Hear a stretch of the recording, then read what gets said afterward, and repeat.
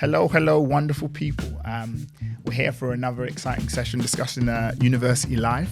I'm here with the wonderful, magnificent, brilliant Anjali, who is a product marketing executive and just a great person. I'm Amari. We're going to be diving in deep on all things universities, internships, tips and tricks on how to kind of get your first role post-graduating and what to look out for. So without further ado, we'll get into it. Ange, Hi. How you doing? I'm good, thank you. Thanks for joining me. It's so nice to be talking with you. Thank you for having me. Of course. So you went to university. Which course did you study when you was at uni? Yeah, so I did my bachelor's in politics and sociology and then my master's in sociology. Oh, brilliant. Love that you did a master's also. Was that kind of always part of the plan? Did you kind of have an idea of what you wanted to study? What was kind of like behind that? Truthfully, I think like many students, I was just a bit scared about the future. And what I knew at that moment was I didn't want to finish studying. So halfway during my third year, I applied for a master's because that kind of felt right in the moment. And then, I got the door in and just went ahead with it. No, I love that. I love the idea of being like, actually, I'm quite comfortable whilst I'm studying, but I'm getting a lot from it. But I also think, further education is something that could benefit me. So I think it's really cool that you decided to do that. How did you find university, the modules that you studied? Do you think, looking to your position that you're in now, that they kind of helped equip you for that? Or how do you feel about that? Yeah, so I loved university. I loved the experiences it came with. I love the people that I've met. You meet your best friends in university. You have the best experiences in university. Course-wise, I loved both. I think in terms of like my favourable moments is probably my master's, because you're able to kind of choose the modules you do. Your dissertation is based on what you're passionate about. It's very much an individual project based on what you're passionate about. So in that sense, I really did enjoy it. I think I was able to, through sociology, study criminology, feminism, anti-colonialism, all these really interesting subjects that you wouldn't otherwise do unless you kind of put yourself in there. So yeah, really enjoyed that. And then in terms of applying it to my role at the moment, I guess sociology is the study in the behaviour of people, understanding people is the core of what you do in product marketing. So I think that's something that was really core in understanding how you work with people, how you communicate with different people, kind of taking those skills, that skill set, and kind of like applying it across the role. Yeah, definitely. I love the kind of the link you've made there between the course that you studied, as you say, sociology, all about kind of opening your mind, and how that links into, product marketing in a world where you've got to understand different audiences and work across different teams. So I can definitely see how that kind of set you up. When you was at university and you was when you was doing your undergrad and when you was doing your master's, did you have kind of like a mentor figure? Was there like a professor? I think that's what they call it, right? Was there like a professor at your uni, or was there someone in like the career services team that kind of like helped guide you in terms of like doing your mentorship or just whilst you was at uni? Yeah, so I had one very favourable, amazing tutor. Don't think I could say her name, but she knows who she is. Yeah, so my dissertation supervisor was there for me throughout the entire year. Even during my dissertation writing, I was able to contact her whenever I wanted to, whenever I had an idea floating around or something that could maybe elevate my dissertation that was outside of her framework. I called her up and she was more than welcome to kind of hear my approach and then change the mark scheme accordingly. So yeah, that was really good. And I guess at that point in my student life, I was thinking about my career. So I was kind of going back and forth with her about different job prospects, and it was outside of her day-to-day role. So she was definitely there to be a mentor, both in the career aspect, but also in the educational aspect. She was very much a champion for me to kind of do a PhD. I didn't want to do a PhD. I said, maybe let's do a PhD later, but let's think about a career now. And then we kind of like back and forth, different job ideas, and she thought maybe this role will be good for you because you're collaborative, you work well on team projects, this kind of subject matter is really important to you, and these companies really care about their subject matters. So yeah, it was really nice to have that mentor and that kind of guiding figure at university that had more experience than me that I can kind of look up to and be guided by. That's beautiful. I love just the relationship that you described there, when you can connect with someone and now you're both going above and beyond, I guess, what a traditional relationship of like final year dissertation, what that would look like. That kind of takes me on to another thing I wanted to talk to you around, which was some of the working experience that you had when you was at uni. So I know that you did an internship. Well, you actually did 2 internships when you was at uni. And I think that is incredible, firstly. Thank you. So I just wanted to commend you on that. You talented. But what was that like? You know, how did that come about? And what did the kind of application process look like? Truthfully, the reason why I did 2 was because I had a good look at my CV and I thought, okay, I've got an internship during my second year that was really useful. I have another internship during my second year that I no longer want to pursue that career in. So at the moment, I was lacking work experience. I had my retail summer jobs, I had tuition when I was 16, but I guess what I learned from talking to peers and talking to people in the industry was to gain more work experience. So during my final year, as I was doing my master's, as I was writing my dissertation, at the beginning, I started going through LinkedIn. I started going through job boards and I just started applying to all volunteering, unpaid internships, paid internships, anything that I could find. And I came across 2. One was a content creator for a sustainable finance and ESG newspaper based in London. And that was fully remote. It was during COVID. And another one was a management consultancy. So working as their intern in marketing, but also creating blog posts, writing more about finance, writing more about ESGs, funds, all that good stuff. Very, very different roles. But I kind of applied to both because I just wanted to push my limits a little bit. I don't know if that's the healthiest approach, but I thought, you know, if I do it and I don't enjoy it or I crumble, then give it up. It's okay, but at least go for it and see. So I got the first one and I kind of did that continuously throughout my master's for 6 months. So I was writing blog posts about ESG funds, doing a lot of desk research, publishing on our website, kind of trying to engage traffic towards our website. So that was really interesting, and that also helped me to expand my knowledge in just SEO marketing. It's not what I do at the moment, but it's a nice skill to have under your belt. And then the second one was a management consultancy, which was it's Nordic based, but it's Nordics, but it's based in London, and that was to do their marketing because they were startups, so they wanted to kind of engage more online. They wanted to drive more traffic to their website, engage on their LinkedIn platform. So I was doing their work for them on that behalf. So yeah, it was a lot. I had to really understand my time management skills and kind of time block my day between uni, first internship, second internship, and I had really transparent conversations with the leads, and I said, okay, I could do this time, not this time. This week is super like exam heavy, can't do that week. But from that open communication, I was able to do both for the entire tenure. So the 6 months for the first role and then the 3 months for the second role. And that was valuable internship experience that I was able to put on my CV and then kind of apply to job roles and grad roles afterwards. I think that is excellent. Look, I want to just, I want to stand up and give you a round of applause. I think it's really good. So just so I've got this clear, you're hearing this. You did 2 internships concurrently, like at the same time. Is that correct? Yes, that is concurrently.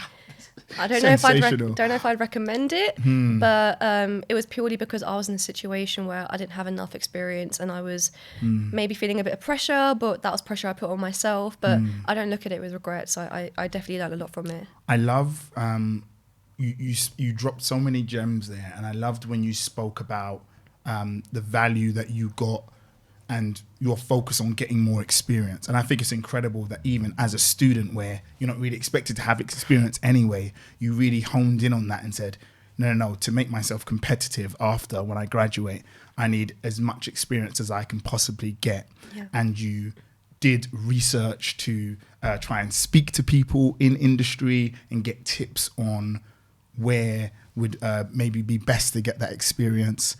I love that you worked in 2 different types of businesses. You worked in a startup and a big finance company. So that gives you that blend of the kind of startup world, but also like a highly matrixed organization. Yeah. Anjali, this is excellent. This is, you really set yourself up for success there, I would say. Where does that mindset come from? Because I wouldn't say that's typical. I wouldn't say that most people, when they're at university, most people are thinking about, okay, I need to get a job.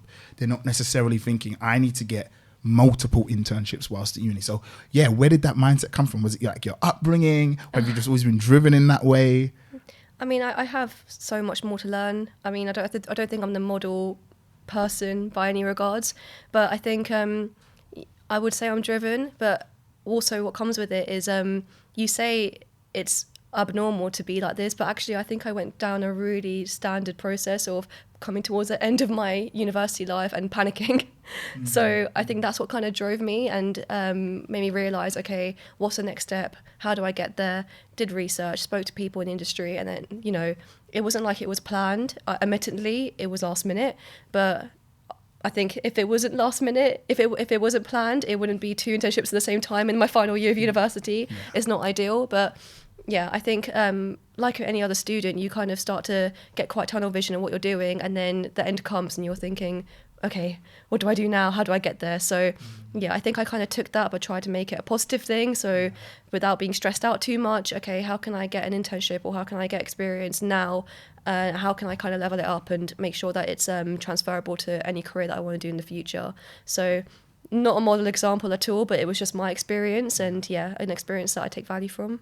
I love that. And you talked about sharpening the saw, like how this helped you kind of like refine a lot of skills. Because obviously when you're at uni, like I say, you've got your course modules, maybe you've got societies you're a part of, social life. You also had two jobs as well. So I know you touched on it, but could you just talk on how you managed your time and how you kind of managed that balance and what skills you thought that gave you?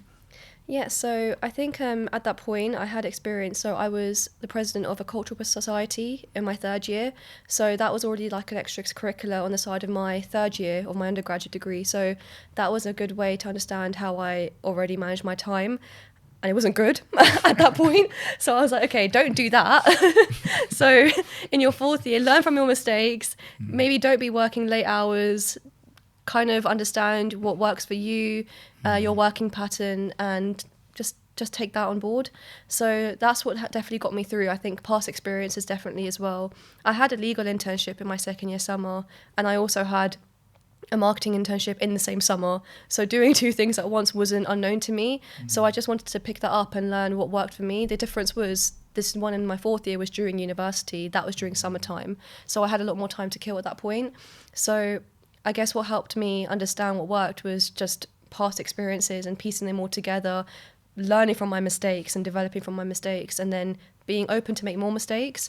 I still worked late hours. I still kind of did things that I wasn't too pleased about in terms of neglecting work over something else. But, you know, it was all a learning curve for me. And eventually towards the end of it, I was able to really time block my day and learn from other people as well, took advice. How do you think is the best way to kind of time manage right now so I can get a good degree as well as get this experience and make the most of the experience as much as I can so it's applicable for my future. And I think at the end of it, it ended up being quite good.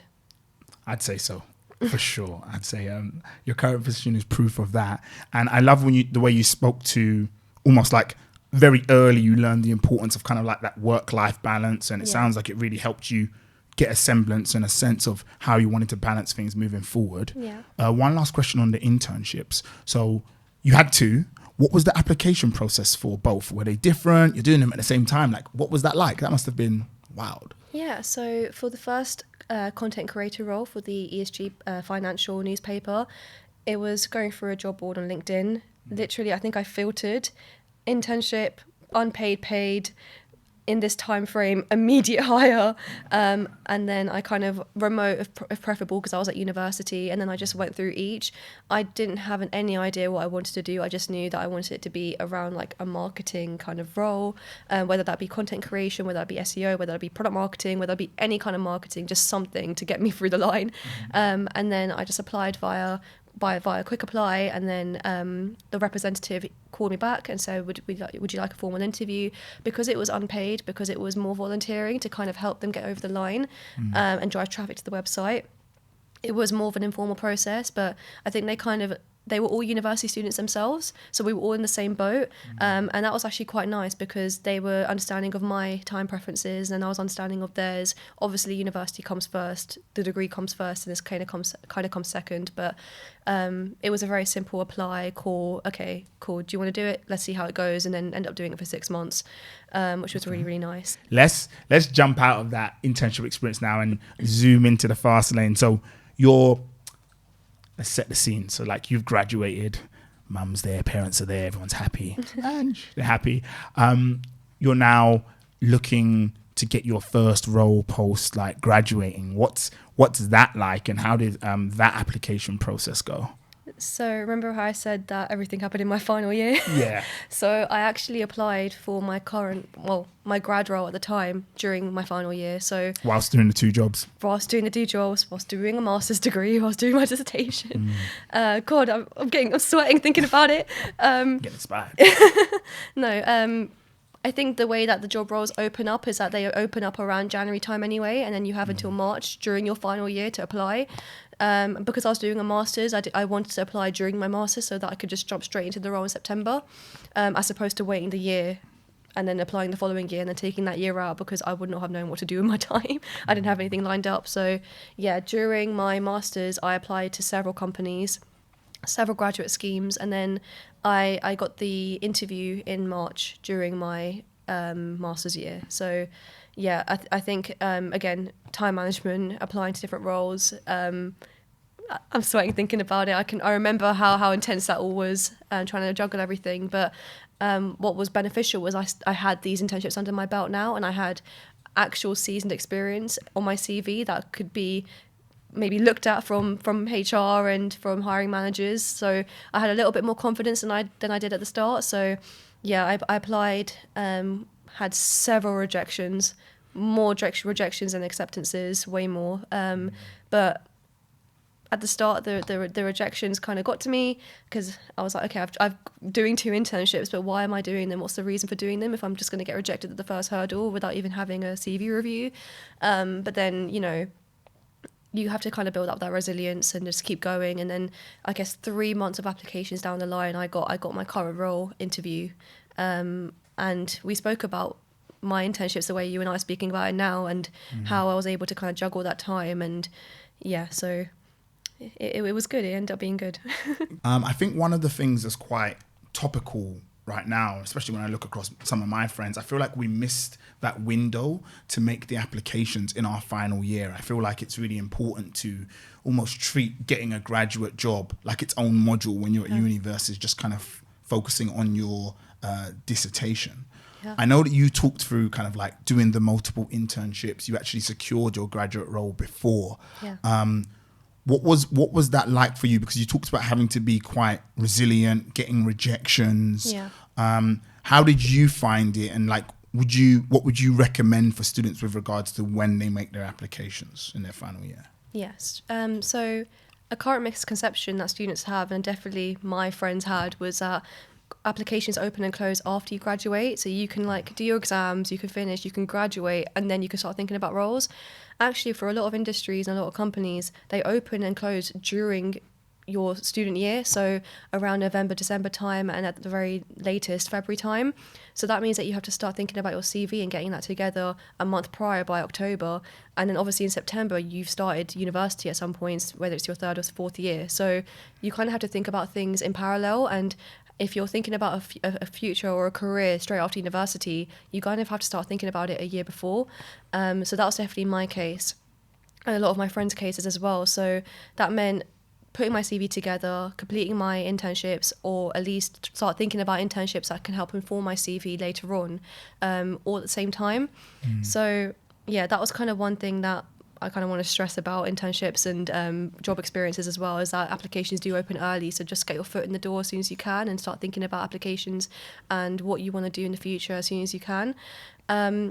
Another thing is don't let the rejections kind of get to you. So me personally, I had to do 70 interviews, so 70 video interviews, and over 100 applications before even getting one consideration for one role.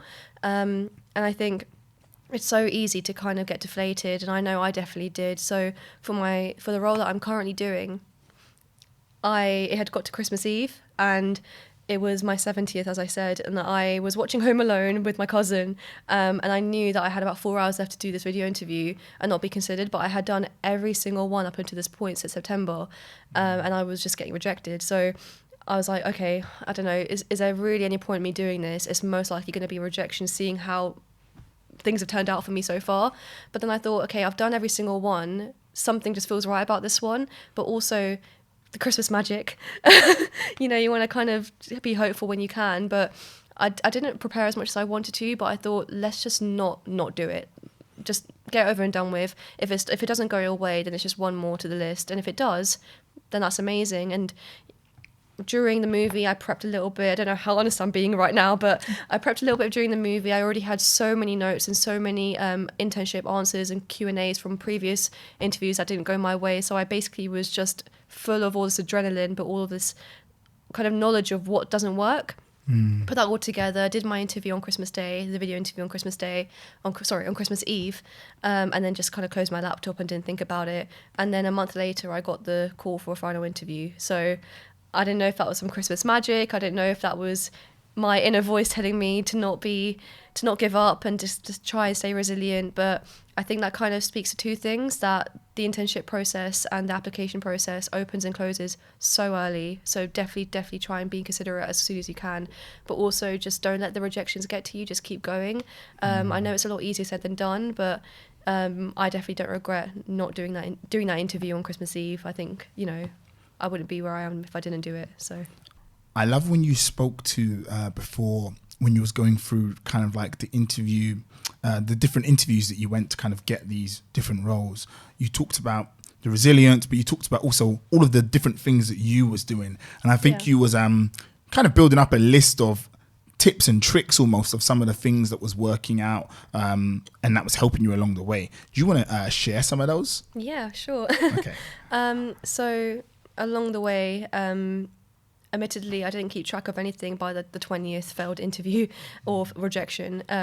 But then by the 21st, I thought, okay, kind of what's going to really work here for me is to take note and be mindful of maybe not what's not working. So I kind of did three things. So for the remainder of the interviews that I did, or the remainder of the applications I did, or even if it was rejected in the first kind of stage, I reached out to the hiring manager, I reached out to the person that was recruiting and asked why. Admittedly, I think maybe 3 people responded to me, but the 3 people gave the most valuable insight. And some of them were commenting on my CV about rejigging it, about adding more numbers, numericals, really shouting about my achievements. So yeah, took that on board. The second thing I did was keep a tracker. So I listed out all the companies I applied for. I listed out at what point of the interview process I'm at, so using a red, amber, green kind of methodology there. And then also a comment section, so what I could do better, what I'm learning on the way, what's unique to the company, and how I can maybe fit into that company, and the morals and the kind of values that they have, but also post-rejection, what I think I did wrong and what I could do better. I guess the third thing was just to be like you said, resilient. So kind of accumulating all of that feedback that I received, and then also speaking to people in industry. So at this point, I had kind of developed my network on LinkedIn, and I was just chatting to people, not for job roles specifically, but just for industry advice, and said that, okay, I got rejected from this company, which is in the same industry that you're in. Do you have any idea why, or do you think that maybe you could give advice? And they'd give really valuable advice. They'd say, okay, next time you interview, reference the company more, talk about what they're doing well, talk about your experience so far and how it could feed into what they're doing and the role that you're applying to. Look at their, they have these goals and these values in a company. How do you fit into those values? Kind of showcase that more in your cover letter, and then if it comes to the video interview, talk about that more. So it was all an accumulation of feedback and advice that I had received over those 70 applications that I didn't get through that really helped to inform the nugget, which was the current one I'm currently in. So I think definitely be mindful. I think being resilient is one thing, but being able to learn from your mistakes and grow from them, and take feedback on in a constructive way, that's something that really helped me get over the line personally. Well, Anne, it's been such a pleasure talking with you today. One final question I wanted to ask you was just, I think probably one of the most, or if not probably the most important question in terms of, once you graduate, how do you manage your early career? So you're in your graduate position now. You talked before about your internship being with an international company. How are you managing your current position now? Yeah, so I think like many people who are starting off in their career, it is super daunting. It can be quite intimidating, but to kind of handle those nerves prior to entering back in October, just after I graduated, I reached out to my hiring manager because I was going to be in her team for at least a year, right? So I just wanted to have a gauge of who she is, maybe see if she's up for going for a coffee before, just to kind of build that rapport from the start, because sometimes it's harder to build a rapport from day one in the office, because now you're building a professional rapport as opposed to a personal rapport. So one piece of advice that I had got from a peer in the industry was to reach out prior to, because not only does it show initiative, but it gives you a chance to show your best version of yourself and outside of the working context, because you'll be spending at least 8 hours a day with them. You want to kind of be yourself. You want to get to that point where you can be yourself with them as soon as possible, preferably. So reached out to her. She was more than willing to have a chat. We went for coffee before. She even gave me the contacts of different people in the company already who are around my age. So she said, reach out to this person. He'll set up an interview, not an interview, but a catch up with you. He'll tell you about his role. And little things like that just really helped me feel comfortable and already set for day one before even coming into the office. I think when I walked into the office, I had already known half the people there, and I hadn't even met them properly before. I met them online, or I'd gone through their LinkedIn, or we had a chat on WhatsApp. So things like that, kind of messaging her and putting myself out there and saying, I'd love to go for a coffee with you, let's have a chat. And that whole coffee was nothing to do with work. It was about like pop culture and politics and her upbringing and my background. So that was a really nice stepping stone. And then I guess in a professional way, one thing I definitely did, which I have no regrets about, was just throwing myself out there. Naturally, I was very nervous coming in, and it was easy for me to shy behind the nerves and just stay within my immediate team. But actually, I kind of had an idea already that, yes, I want to be in this team, but I want to be collaborative and work with different teams. And I don't actually know for sure what my career is right now, because at that point, I was in data and analytics. So that was very different to my role at university. So because it was so new to me, I thought, the chances of me staying in this role are high, but the chances of me kind of moving roles in the future, because I was so young, are also very high. So I definitely took the initiative and kind of met different teams, different people, put in coffee catch-ups, outside of working hours, inside of working hours, and then again allowed them to kind of meet me, for me to definitely learn from them, understand who they are, their job roles, how I can support them in my role, but also all the fun personal things as well. So yeah, that was something I definitely did to kind of manage my first steps into the career. And then I guess going forward, it was just to kind of keep that ambience going. So I definitely wanted to be someone that was known to be approachable, someone that is more than willing to learn from other people, because I'm so new, I don't have any expertise. Everyone around me are the experts here. So kind of putting myself out there and offering to shadow where I can, taking initiative, taking on more projects in my role, but also asking if I can support other projects in other roles. And I think kind of stepping out of my comfort zone definitely really helped. But being open and honest about your weaknesses as well, being really learning to be vulnerable and being open, and they're there to help you, so why not make use of that? So yeah, that was something I definitely did to kind of manage my way through, and then kind of build myself and understand my role more through being vulnerable and through learning from mistakes, and then again just putting myself out there. They're not there to they're there to help you, really. I kind of got to the point now where if I present and I stumble on my words, or I present the wrong side, it doesn't bother me anymore, because everyone around me they've met me, they understand who I am, and they're there to support. So yeah, that's how I managed it. That's an excellent answer. And I love how you call out, I think I took 3 key themes from that. One was the power of relationships. You talked about everything from how you reaching out early now meant you had a relationship with this person, which made collaborating and work with your manager so much easier in the teams when you joined, as well as like collaboration. You talked about learning and fostering a mindset for that, and how always wanting to learn can do nothing but good things for you. And maybe my favorite one, you talked about like the power, I think, of saying yes. Just being like hands-on, being proactive, not being scared to roll up the sleeves, and kind of jump in the trenches. It's been an absolute pleasure speaking with you. I think you're so much. Very impressive. It's been so exciting to hear how you've been making a success of things, and I'm so glad we've been able to provide so many tips and tricks for the students. Thank you so much, Anjali. Thank you for having me. Of course. Thanks.